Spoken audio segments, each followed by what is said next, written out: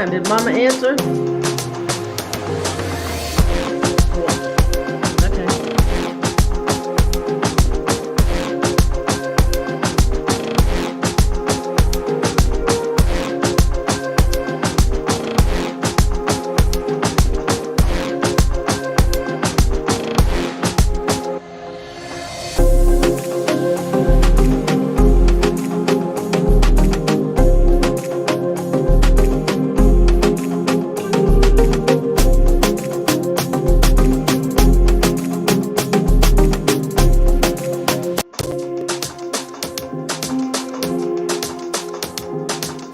Hey, Charity texted you. You are watching. Okay.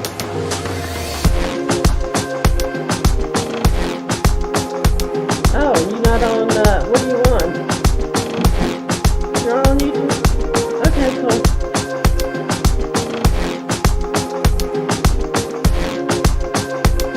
Okay, cool. Alright. I'm gonna start now. Bye.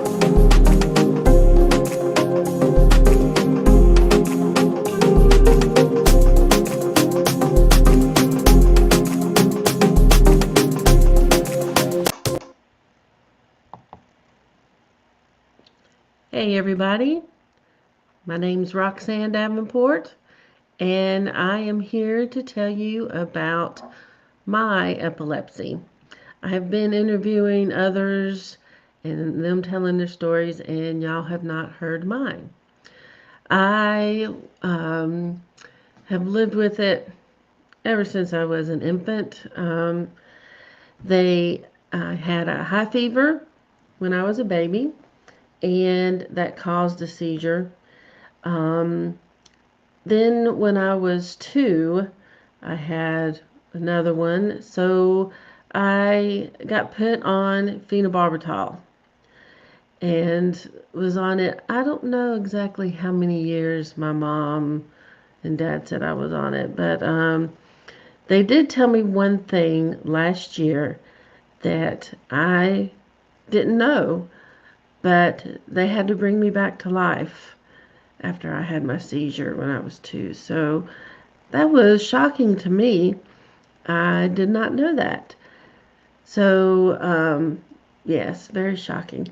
And after being on phenobarbital for a little while, I had a grand mal seizure, which they go by different names now, but I still call it grand mal, is where I remember before it happened that morning not feeling right. I was 8 when that happened. Um, not feeling right, not wanting to get out of the bed or do anything. So my dad let me stay home. My mom came and stayed with me after he left to go to work too. And she just she had to call the EMS. They took me to the hospital. I don't remember riding in the ambulance. I remember bits and pieces. I remember being pushed on a stretcher, raced down the hall, and my mama, what I call my grandma. I remember her racing down beside him and looking down in front of me.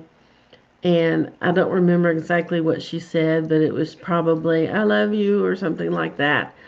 Um, that's one thing. And I don't remember this, but they said they could hear me outside my room door because it was closed. They were doing a spinal tap and putting IVs in and drawing blood. And they told me I yelled, "Stop sticking me." But I don't remember that, so I don't know if I was fighting them or whatever, but I think that's funny, saying "stop sticking me." But I was on phenobarbital, got them under control. Mom and dad made sure that the medicine was right beside my dinner plate, so I would take it. And when I was 15, They decided, well, let me tell you this first. When I went to my neurologist, he said, "Oh, they're juvenile," which means that I will outgrow them. So I didn't have any tests, scans like that. So just always thought they were juvenile. One, oh, well, okay. Thank you. Um, the I went to him every once in a while, not really like every 6 months or every year, nothing like that. He just saw me when I would call and need a new prescription for my medicine, and not doing any tests again, calling them juvenile. Well, when I was 15, they did change my medicine. And funny thing happening, I was with my dad sitting in the chair and coming off of the phenobarbital, and I told him I felt like I was floating. And I joke about that too. See, I always have to joke about my seizures because that's just me. But um, I have to joke, and I said that was a high that wasn't, it was legal. And I joked about that, saying I did have a high that was legal, but putting me on Tegretol then, and still being under control. I got my license, was able to drive. Um, I guess you can say living a normal life. I got married real early. I married my high school sweetheart. And then being put on birth control and working where I had to take call. I did ultrasound, so I would get called in overnight. Um, and when I was 21, I found myself with a horn being blown at me while I was driving, and on the opposite side of the road when I came out of it quick enough to swerve into the other road. I mean, my side. And that was scary. So, me knowing I had epilepsy, I thought, I better go to the doctor. So, I went to a doctor in Greensboro, North Carolina, because that's where we lived and I worked. Um, and first thing, when I went in to sit down and talk to him, he says, "Can you explain these to me?" Well, I told him I have an aura, deja vu, or a sick feeling. Like it's a different kind of nausea than what you get like when you have the flu to me. And he said, first thing right off, nothing else, saying, "Oh, you've got left mesial temporal sclerosis. Go have this MRI and tell them to take these extra views of your brain so I can see, and show you that you have sclerosis or scar tissue from your high fever." And so we did that, and I did that, and working in a hospital doing ultrasound, knowing the radiologist, I got to talk to them about it. And he showed me the area, and of course, the neurologist was right, and it's just unbelievable that he only talked to me for that little while and was able to know exactly what it was. So I went to see him again after that, and we said we would increase my medication. Well, couldn't increase my medication because I got pregnant and didn't want to change it or do anything about it. And the only, thank goodness, side effect on pregnancy with the Tegretol was an extra 1% of spina bifida. So that was sort of a relief, but still, worried. But doing ultrasound, I probably got scanned every week and found out there wasn't any problems, and um, which was wonderful. that I was able to find out, not having to do an amniocentesis or anything like that. And right after delivery, we started medicines. And he always told me um, every time I saw him that, oh, well, they can do surgery and remove the area that's causing the problem. And I didn't want to have surgery. And so, gosh, I probably tried 8 to 10 different medications and would always work them around with other combinations. And I think the most I took at one time of a seizure medicine, there were 4 different names that I took, all together. And um, it finally, my daughter, being only a year and a half old, decided, I thought, well, if I do it now, she won't remember it, and that would be good. So, went to UNC Carolina, and oh man, every time we drove back and forth because of tests they had to do to make sure they were working on what they were doing correctly, moving the right spot. Um, I had to have special MRIs and CTs and PET scans, and even had me, being 22 then, had to have an arteriogram. And you think of going through doing arteriograms for catheterization whenever they look at your heart. And here I am, that young, and having that to look at my brain. And uh, one night that was study I had to have done was a sleep study, an EEG sleep study. They even put a little EEG wire down beside my ear, right at my temple, so they would get a reading from the inside. And I got sick, and they had to give me a Phenergan, and it knocks me out. So I didn't have any that night, and I had to stay. I was going to be made to stay until I had enough for them to watch and view to know exactly what to do for me. But they worked me off my medicines, and my husband was a fireman then, so he came home from work at 24 hours, and my mother-in-law stayed with me. Poor thing.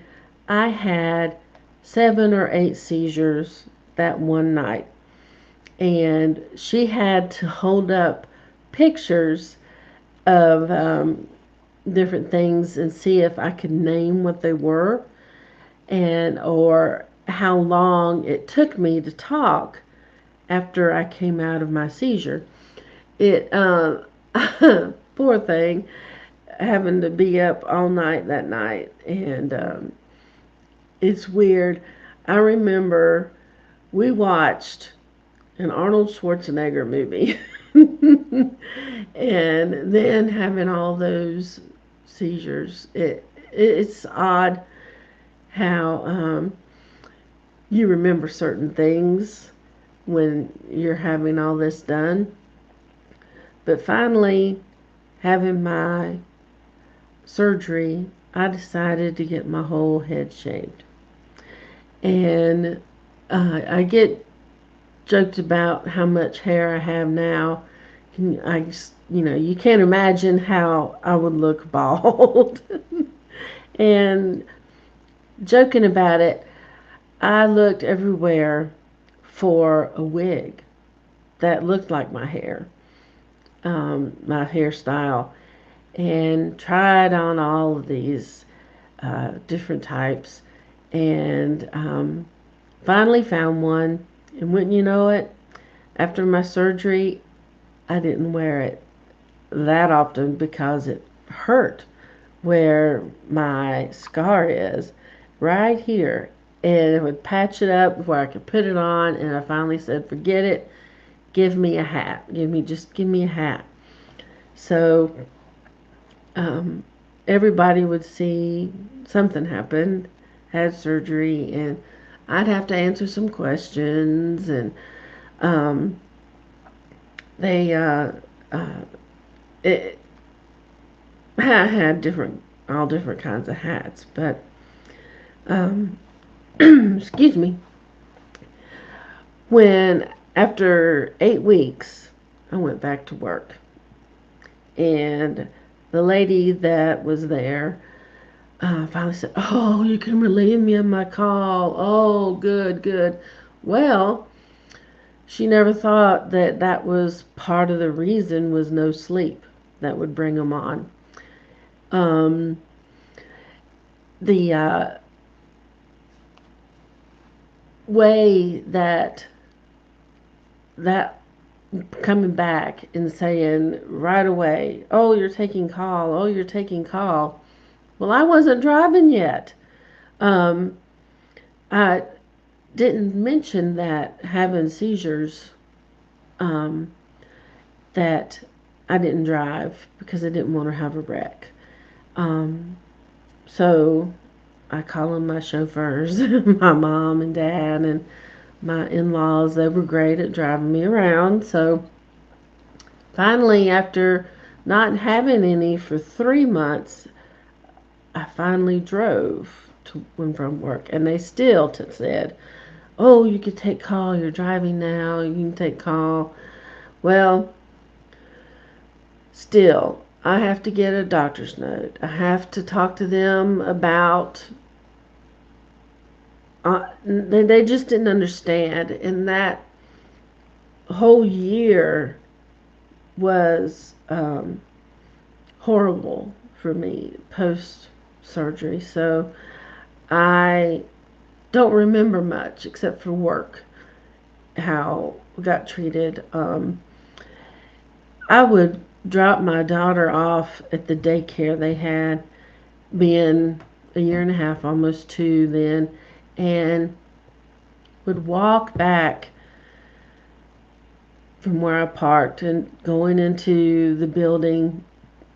I would just be crying because I didn't want to deal with them. It was rude. Not they just misunderstood everything about what it was like, what I went through. So I went to the supervisor and I told him, I said, the way being treated and wanting to take call and not being able to, you can put me in another position. Just put me anywhere else in the hospital, because they couldn't fire me because I didn't have, any when I worked there before he hired me. So right after that, I see the two ladies I worked with and him close the door and have a meeting. I'm waiting. I'm like, oh boy, what's happening? I have no idea. They come out and tell me, well, why don't you work from 10 to 8, 10 a.m. to 8 p.m. because the busiest time is before 9 or so, and for the ER for them to call us in for looking at people's gallbladders or just something that's not really emergency unless it was, then they would get called back. Well, I remember counting how many people they scanned in a day and how many I scanned. I did more between 4 and when they left and 8 o'clock than they did all day. And oh my gosh, that just got under my skin too. So I started looking for another position, and closer to home. So I was finally lucky and found an opening at Forsyth Hospital, and it was to be trained doing echo. So that was very lucky. You get to be trained on the job. But I'm sorry, y'all. um,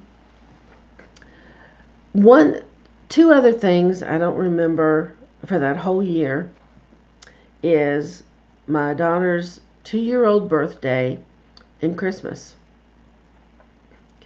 And it was, I still don't remember it. Found some old pictures and started coming back to me a little bit about what the cake was and um, how she would just put it all over her face. Just little things, but not um, everything for the whole year.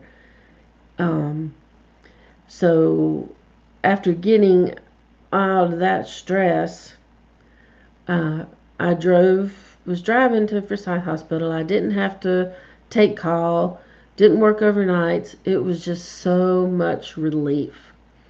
It made me feel a whole lot better. So, about myself. And now we started changing medications. um, they they didn't work because I would have one here and there. So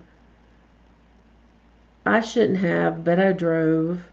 Um, I would have a little fender bender and rear end somebody because the ones I had now, they were just where I would stare and just lose it for about 30 seconds to a minute. Enough to let off the brake and just hit somebody at a stoplight or something like that. But what really got me to stop driving now is going through a neighborhood on the way to work, and I remember starting to feel my aura that I get beforehand and couldn't put it in park quick enough, and I hit a porch to one of the houses in that neighborhood. But that house was for sale. Nobody was in it, thank goodness. Um, I, my daughter, she was in the back seat, nothing happened to her, but had to go through all these shrubs to get out of the car. And so we finally said, okay, no more driving for you. And that went for a long period of time when I had to stop driving again. Um, but I put it in my mind that um, still doing, you know, good at not hurting anyone is what I think about. Um, so I had to switch jobs and transfer to another part of Forsyth Hospital um, so I could do everything. It was just an opportunity where I knew how to do the hearts now and the regular abdomen and everything in babies, that it was good. And I was like, oh, well, I'll be able to do everything. So I worked there for a long time. And again, that one, it was just, I got pregnant again. Almost a 10-year difference between my two girls. And that was hard because of the medicine was not supposed to make me pregnant or help me break down the birth control pill like the other one. But anyway, I was on the worst medications that I could be on while pregnant. And thank goodness, 3 months before that, I read up on vitamins, minerals, and certain things that could help while you're pregnant on this medication to help. So nothing be wrong. So I am very lucky that I read up in journals and keep up to date that my second daughter is normal as can be. She's nothing wrong with her either. So I can say thank you, Lord, for both of my girls being fine. So after being at that job for a while, I found one that was at Baptist. Now, I just thought, oh, I'll just see if I can get this job and, you know, keep it.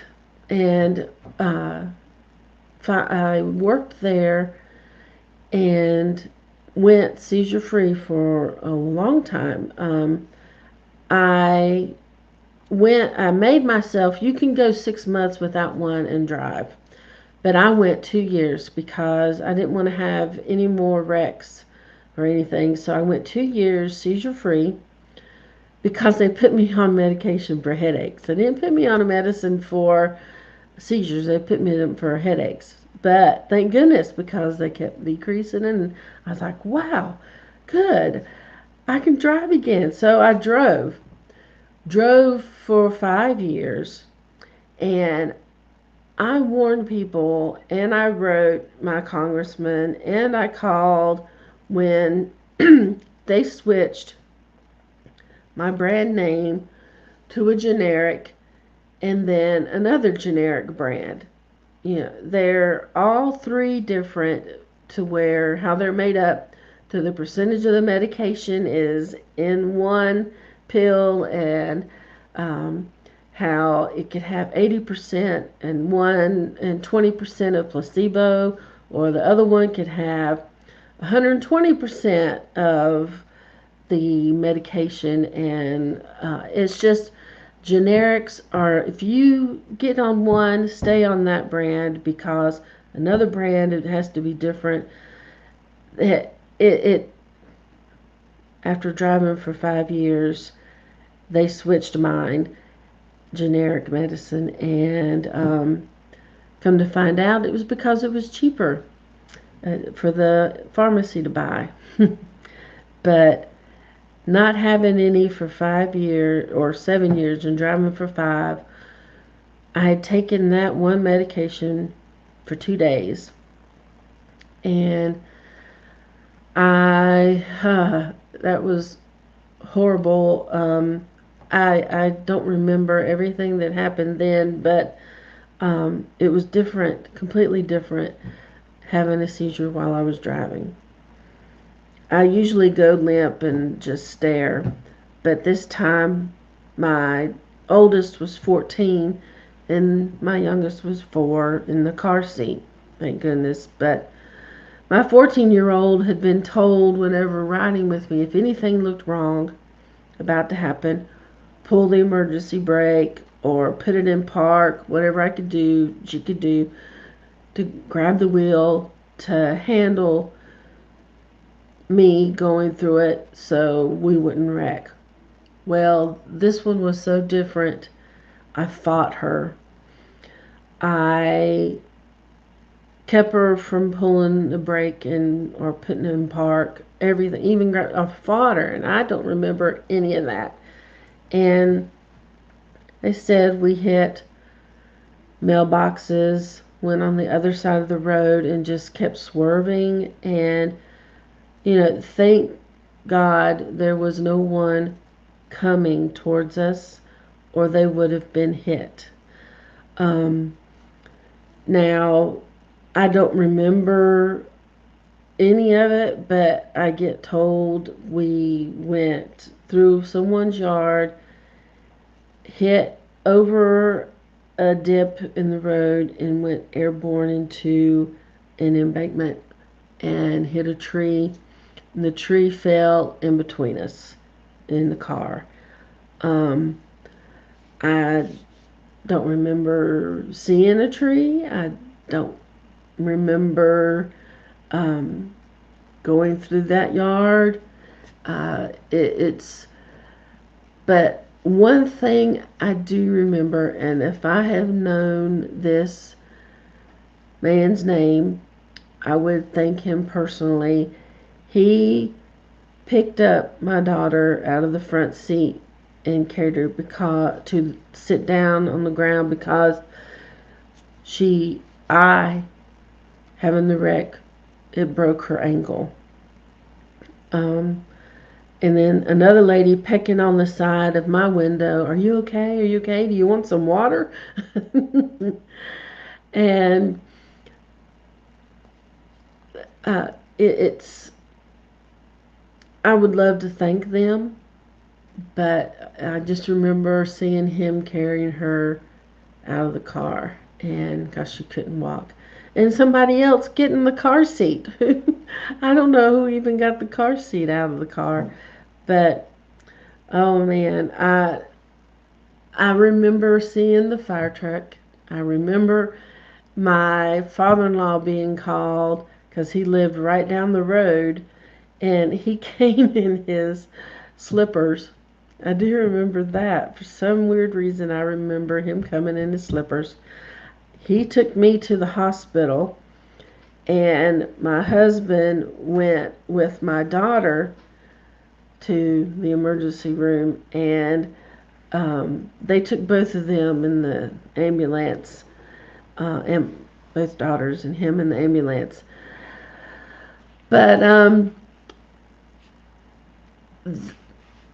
it was still clouds about being taken to the hospital and why. Because what I remember, I must have had one in between then too, because I remember waking up and seeing a state patrolman outside my door to the emergency room. And but working at the hospital before and seeing a patrolman out there, it's like, oh my gosh, what did this person do? And I started freaking out. Why are they here? Why? So my husband was with my daughter, so they had to get him to come in with me to calm me down. Because I kept saying, what did I do? What did I do? I don't know what happened, and they told me, and I was like, I didn't do this on purpose. It was the medicine. I didn't do this on purpose. And I just was bawling and crying. And um, come to find out, my daughter, it shattered her ankle. So she had to have pins put in and wear a cast for the rest of the school year. And it's odd how you can come up with arrangements to shampoo long hair longer than mine, with a cast on, and make a 14-year-old leave her foot elevated. Um, but I haven't told. Now I'm going to tell a lot of people, but I have only told a few that this was one time, seeing her in this much pain with her ankle, and me doing it. I went and sat in the car. I took the keys, sat in the car, and thought about driving and hitting another tree for me. Um, I guess you could say trying to commit suicide. Um, Thinking strongly about it, but um, that was I it finally came to my mind that my husband couldn't take care of him by himself with his job. So that's why I'm around, and not having done something stupid like that. So that loved everybody too much and wanting still to see them. I stuck around. But every year after that, there was a surgery that my daughter had to go through. Um, for 5 straight years, she's had 5 surgeries, and um, they finally had to fuse her ankle. And it's views like you think of an older person when you have to have surgery like that. She's already getting arthritis in her ankle, and she's 27, and soon to, my goodness, soon to be 28. But she was a survivor. Um, I heard her one day. Someone asked, why did she have a cast or a boot or some, she always had to go through that, the cast, the boot, and the uh, wearing or having to use all the crutches all these years. But um, I heard her stats. I heard her say, "I was in a car wreck," and I looked over and I said, "She just said plain car wreck. She didn't say anything about." Um, Mama crashed the car, nothing like that. Or I was in a wreck, my mom had a wreck. And I had to ask her, I said, why did you just say we were only in a wreck? That you didn't blame it on me. She said, well, and I don't remember, didn't remember this until she said it. She said, well, Mama, it was my fault that I turned the windshield wipers on because it wasn't even raining then, and they would not cut off. And things like that, flashing or certain things can cause seizures. And she thought it was her fault, and I didn't know that until then. She never told me, and I just always thought, blame me. Um, and it, it was just touching that she thought it was hers and never was mine. But I have been needing chauffeurs for so many years now. Ever since, let's see, so that was, I have been not driving for almost 15 years.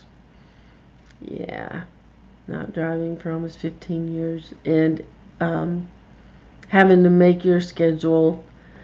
Um, it's against for other people's schedule when they can take you to the doctor, take you to the grocery store, go pick up medicine. Um, it gets touching still sometimes for me when I have to cancel something because someone couldn't take me. Um, there's Uber now, though. Uber delivers the groceries. That's good. Well, thank you, Jolyn, for all that, and thank you, Pat. So, and Bill for saying thumbs up. Thank you.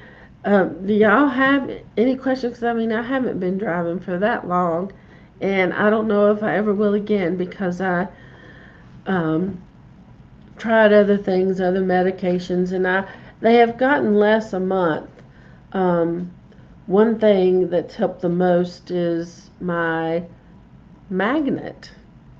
Um, it's like it works with a pacemaker. Like it's like a pacemaker for your brain. It's called a vagal nerve stimulator. It goes up beside the nerve around your vagal nerve that's right close to your vocal cords.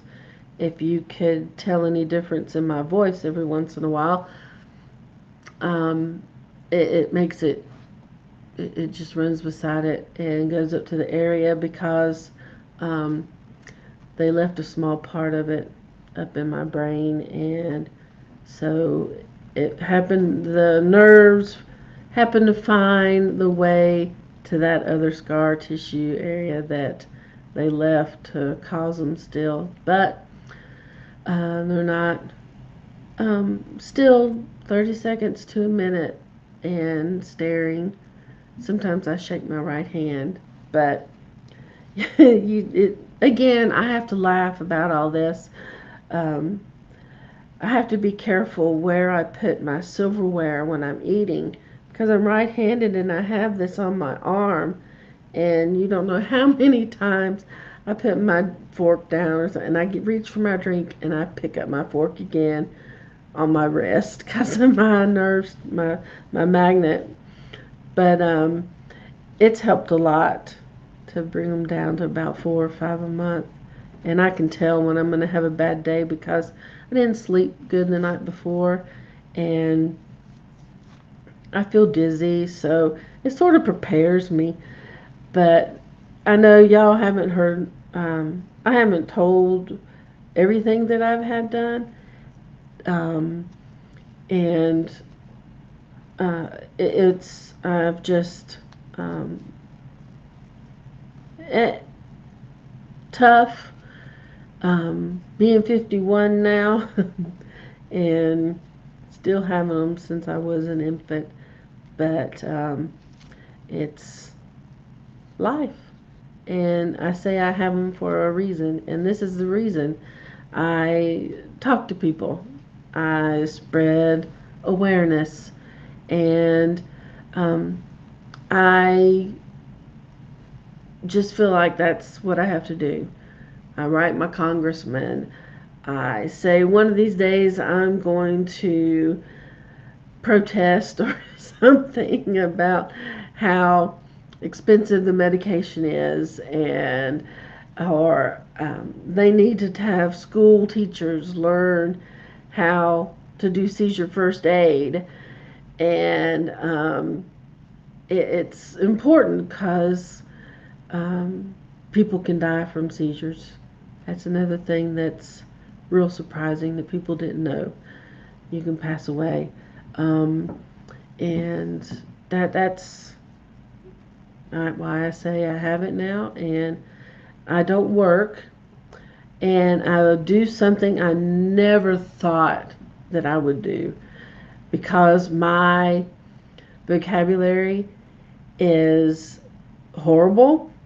I tell you the definition of words instead of the big vocabulary word. Um, I write. Never in the world thought I would write. And I started doing that to get the wreck off my chest. And ever since then, I've been writing about other people now and their lives with seizures. Um, that's how I want to spread the word about not, we can be normal, being abnormal. Hey, maybe I made a little phrase there. Abnormal can be normal. But if y'all have any questions, I've tried to see if there was any particular. I see. Thank y'all, a lot of y'all for attending and listening to my story and spreading the word for me. It means a lot, and I hope it continues to where I make a difference as much as I can. Because I'm not driving, uh, just do some more at home and help with a nonprofit. Um, it's the Epilepsy Association of North Carolina, but we've done a lot with fundraising and trying. It's just so hard trying to get um, laws passed for us because our epilepsy is the least funded of anything. So um, if y'all want to spread the word too, say, hey, you know somebody that's somewhat normal that has epilepsy, then you send them my way if you know someone, because I'll talk to them. I don't know if I can make them feel any better, but I can tell them how I have lived with mine. And having strong friends and family, that helps too. So, um, thank y'all. Um, any questions? Anything at all? Just definitely thank y'all for showing up and saying, you give your hugs and things. That's special. Thank y'all. Um, and again, if anybody knows someone that wants to talk, tell them to get to me on Facebook. It's easy to find my name. Um, I appreciate it. And I'm going to call it a night if no questions. So thank y'all for showing up. It was wonderful talking to you. I appreciate it. Say good night.